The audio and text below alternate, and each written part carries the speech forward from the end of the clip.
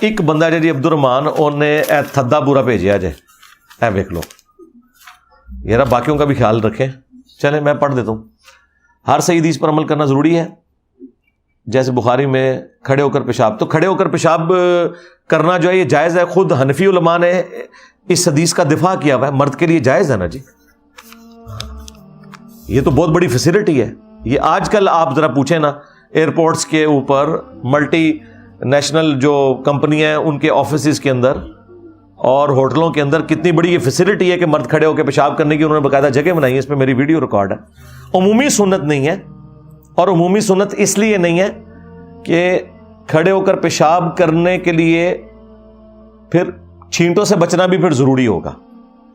اگر آپ کسی ایسی جگہ پیشاب کر رہے ہیں کہ وہاں بیٹھ کے چھینٹے اڑتے ہیں، یعنی پتھر رکھے ہوئے ہیں، تو وہاں پھر آپ کھڑے ہو کے پیشاب کر لیں۔ مرد کے لیے اصل جو چیز ہے وہ پیشاب کے چھینٹوں سے بچنا ہے۔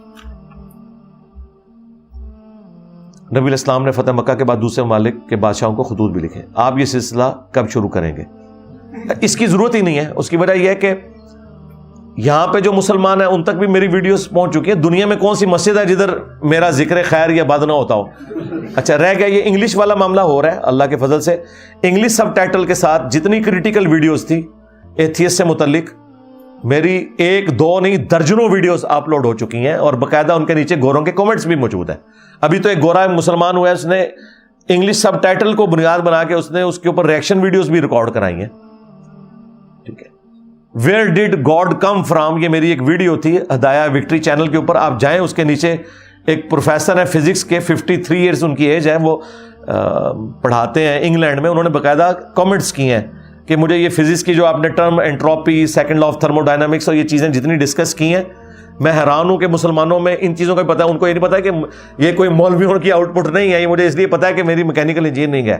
ٹھیک ہے، یہ بھی گوروں کی برکات ہے کہ ان لوگوں کی محنتوں سے ہم نے چیزیں سیکھی ہیں، تو ان میں تو کوئی آر نہیں ہے۔ اس نے کہا میں پروفیسر ہوں فزکس کا، لیکن میں حیران ہوں کہ اتنے آسان طریقے سے چیزیں سمجھائی ہیں، تو یہ اللہ کا شکر ہے ان تک باتیں پہنچی ہوئی ہیں۔ باقی حکمرانوں کے لیول پہ کام جو ہے وہ حکمرانوں کے کرنے کے۔ جب ہم مولانا اسحاق رحمہ اللہ اور جاوید غامدی صاحب کو دیکھتے ہیں تو وہ دیگر مکاتب فکر کے اکابر علماء سے اختلاف کے باوجود ادب و احترام کرتے ہیں۔ مولانا اشرف علی تھانوی صاحب، مولانا احمد بریلوی صاحب میرے زیادہ احترام نہیں کرتے۔ کیا میں اشرف علی تھانوی صاحب نہیں کہتا ہوں؟ میں تو اعلیٰ حضرت کہتا ہوں۔ غامدی صاحب نے یا مولانا اسحاق نے اعلیٰ حضرت کہا ہے، مولانا اسحاق تو شاید کبھی کبھار کہہ لیتے ہوں، میں تو اعلیٰ حضرت کہتا ہوں، تو احترام تو میں کرتا ہوں۔ میرے پمفلٹوں کے اوپر بھی ان کے نام احترام کے ساتھ ہے، کبھی بے احترامی کے ساتھ نام نہیں لیا، اللہ کے فضل سے۔ یہ ابھی بھی میں نے ان کے جتنے واقعات، بیہودہ واقعات بھی سنائے ہیں، تو میں نے قاسم نوتوی صاحب ہی کہا ہے۔ یہ آج کی ویڈیو میں آپ کو پتہ چل رہا ہے، میری کوئی ویڈیو تو آپ نکالیں، تو اوورآل میں مولانا اشرف علی تھانوی جب کہہ دیتا ہوں تو پیچھے کیا رہ گیا؟ مولانا کا مطلب آپ کو پتہ کیا ہے؟ انت مولانا فانصرنا علی القوم الکافرین۔ اللہ کے لیے پروٹوکول ہم یوز کرتے ہیں، اور کتنی عزت دیں۔ لیکن آپ کو سن کر لگتا ہے جیسے دیوبند بریلوی اہل حدیث کہ کسی عالم نے دین کی کوئی خدمت نہیں کی۔ جی ہمیں بھی ہر دیوبندی کو سن کے یہی لگتا ہے کہ سب سے بڑا دجال احمد بریلوی تھا۔ ہاں، ہمیں بھی ہر بریلوی کو سن کے یہ لگتا ہے کہ سب سے بڑا اسلام کو نقصان دیوبند سے پہنچا، تو اس میں مجھے کیوں سنگل آؤٹ کر رہے ہیں؟ اور آج کی ویڈیو میں یہ جو بھی ہیں عبد الرحمان صاحب، آپ کو اللہ تعالیٰ رحمان کا بندہ بنائے، ہماری دعا ہے۔ تو آپ کو آج کی ویڈیو میں یہ کرامت ہوئی ہے، یہ آپ کی وجہ سے آج کی ویڈیو میں میں نے اتنی ساری باتیں کر دی ہیں، حالانکہ وہ بات تو وہاں سے شروع ہوئی تھی۔ تو آپ کو اندازہ ہو گیا ہوگا کہ انہوں نے ایک دوسرے کا کتنا احترام کیا ہوا ہے۔ تو المحند المفند اسام الارمین، یہ سارا کچھ آپ کو اندازہ ہو گیا ہوگا۔ رہ گئی خدمات، جی ہم خدمات مانتے ہیں، بالکل اتنی خدمات ہیں کہ ہم اگر دیوبندیوں کے مدرسے میں کہیں نا کہ اے اللہ تمام اس مدرسے میں جتنے دیوبندی بچے پڑھ رہے ہیں، اللہ تعالیٰ ان سے وہی خدمت لے دین کی جو تو نے اعلیٰ حضرت بریلوی سے لی ہے۔ تو ایک خود عبد الرحمان صاحب نے بھی اوسط آمین کہنے تو بچ جان اگر یہ دیوبندی ہیں، اگر بریلوی ہوئے تو کہنے گے آمین۔ تو آپ یہ تو مسئلہ بالکل واضح ہے بھائی میرے بھائی۔